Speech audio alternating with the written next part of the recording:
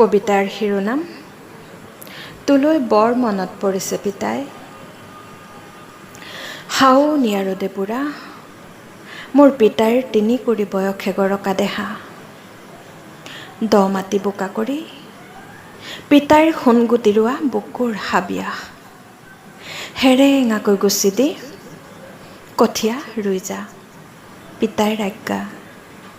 আঘোণত চাবি গুটি ধানৰ চথৰীয়া ডাঙৰিয়ে ভাঙিব কান্ধৰ ভলুকা বিৰিয়া। আয়ো ৰ'দ বৰ টান, সৌ গছজোপাৰ ছাতে খন্তেক জিৰা। শাওনৰ পথাৰত সেয়া পিতাইৰ মৰমীয়া। শাওনিয়া ৰ'দত তোৰ পিঠিখন সেকি সেকি সপোনটো তই বৰ ডাঙৰকৈ সজালি পিতাই।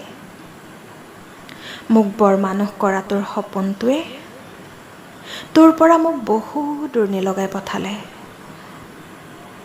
আজি তোলৈ বৰ মনত পৰিছে অ' পিতাই।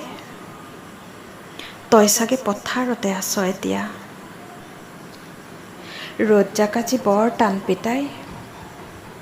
শীত-তাপ নিয়ন্ত্ৰিত কোঠাটোত বহি কলমডাল তুলি ধৰিবলৈ আজি যে মোৰ একেবাৰে মন যোৱা নাই। তোলৈ বৰ মনত পৰিছে পিতাই। তোক লগ পাবলৈ এতিয়া যে মোৰ আশৌৰিয়ে নাই।